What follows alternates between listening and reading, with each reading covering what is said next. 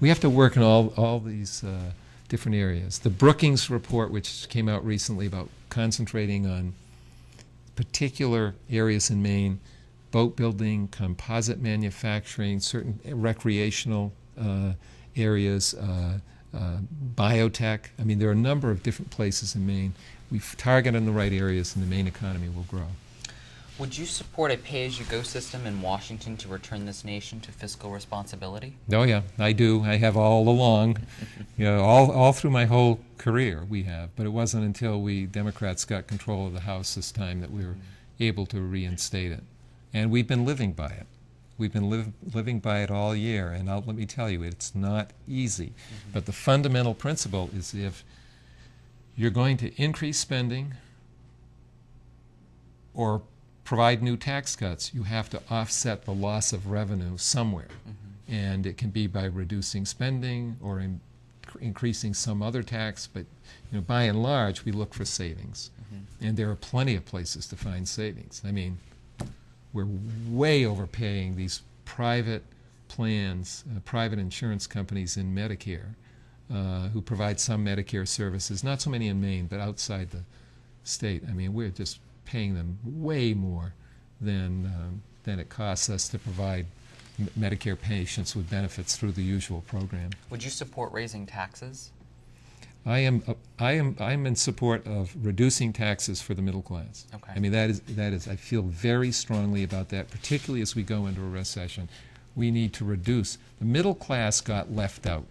A few bucks here and there when some others are getting millions of dollars in tax breaks is not fair. It's just not fair. So I think we need a middle-class tax cut. But when it comes to extending the 03 and 01 tax cuts to the richest people in the country, I think then we have to have a debate about whether it makes sense to do that or do something that will provide all those people who are being held back by the high cost of health care with some sort of relief. Currently, America gives tax breaks to companies that ship jobs overseas. Do you support that? And if not, how would you fix that issue? Well, we need to change that law. I mean, that's an example of how Washington has favored multinational corporations. And we need to change the incentives so that the incentives are to keep jobs here. I mean, we're now trading more than we ever have before with developing countries. Not so much with Europe. I mean, the percentage of our trade that's now with China and other developing countries as compared to Europe and Canada and Australia, for example, is now higher than it's ever been. That's a problem because it means that there's a real risk that we start to increase more and more companies start to move jobs here overseas. Well, this ought to be a no-brainer. I have to say it hasn't been for this administration, but it ought to be a no-brainer for all of us that we have to change the incentives to keep jobs here at home. Okay. Let's turn now to illegal immigration. What are your thoughts on that issue of illegal immigration? Well, the key word is illegal. I mean, we still have lots of people coming here. They're following the rules. They come to work. They work hard. They pay their taxes, and that's one thing, and we don't really want to discourage that. But we have to do a better job with the illegal immigrants who've been pouring over the border for too long. We need to tighten up the border. We need to make sure that employers who hire illegal immigrants are, the laws are enforced against them. And surprisingly, despite all this administration has said, they've done very few enforcement actions against those kinds of employers. But here's the bottom line. We have to do what's fair to taxpayers. When we get to immigration reform, what we don't want is we do not want to continue the practice of having people come in and get benefits that they haven't earned and don't deserve. We do want people, when they're coming in, they're working hard, they're playing by the rules, they're paying their taxes, then that's something different. And they need some way when they're playing by the rules, we need some way to make sure that they are contributing members, and I think we can do that. Some sort of immigration reform that deals with all these issues together is, I think, the way to go. Would you send the nearly 11 million illegal Mexican immigrants back to Mexico? They're not all Mexican. I mean, they're illegal. There are about 11 million illegal immigrants here. They certainly come from Central and South America. I grant you the bulk of them.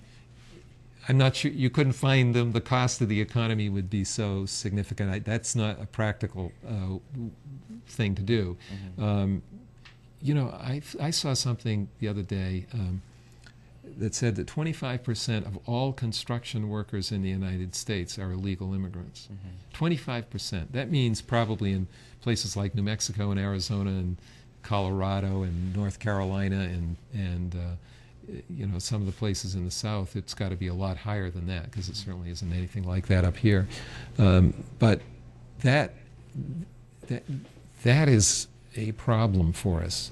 It's we need to deal with the people who are here illegally, but it's not as if they're all gathered together and we can just ship them home. Right. Just finding them is a huge challenge, because a lot of them have documentation. That's why the first thing is, we have to stop, we have to control the influx. Mm-hmm. And the administration is doing a little better this year than last, but they're getting a little better at reducing the flow. Okay. Let's turn to the environment. Do you acknowledge that global warming is a real threat or a fabricated myth? It's a real threat. Okay. I mean, there is no doubt about that among scientists. Mm-hmm. There are people who you know, want to have that be a part of the debate. They are spreading doubt because they have institutional interests. ExxonMobil was funding scientists to put forth the opposite view for years. Mm-hmm. Would you support legislation forcing car manufacturers to develop more gas-efficient cars and alternative sources of fuel? I do, and I have, and it just passed the Congress and was signed into law by the President. Okay. Let's turn to education. Do you feel that No Child Left Behind is effective, or do you think it leaves every child behind?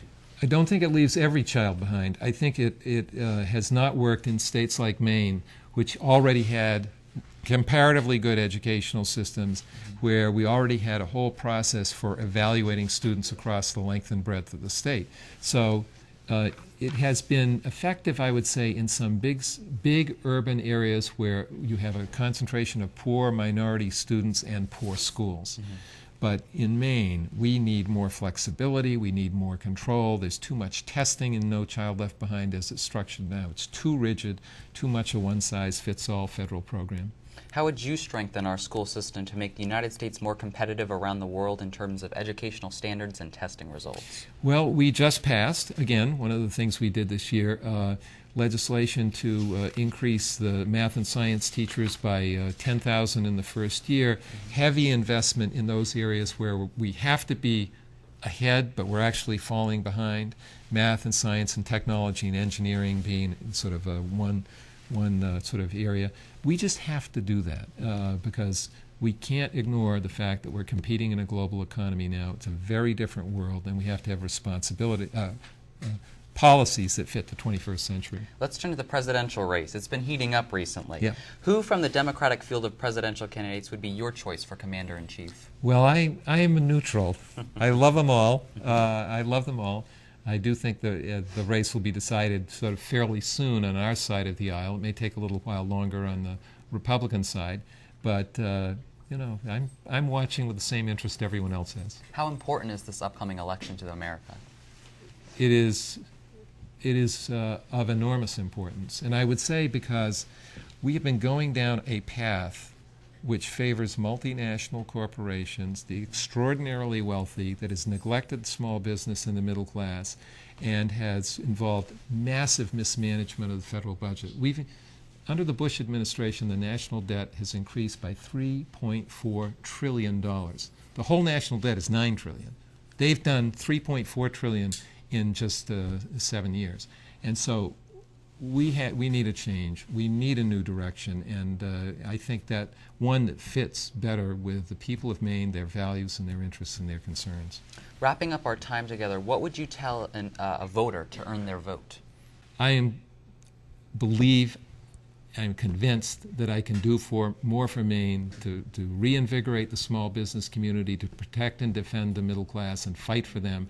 And I'm not going to go down there and change my views on here and there. I think people know where I stand even when they disagree with me, and they know that I'm going to fight for them every single day. Thank you so much for coming on the program. Thank you, Justin. Good luck to your campaign. Care. Thank you.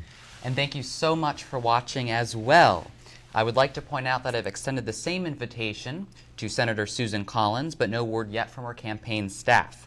Keep it tuned to TA-TV for nonstop election coverage for 2008. Remember to become aware with issues of the day and get involved in your community. I'm Justin Chenette, and see you next time.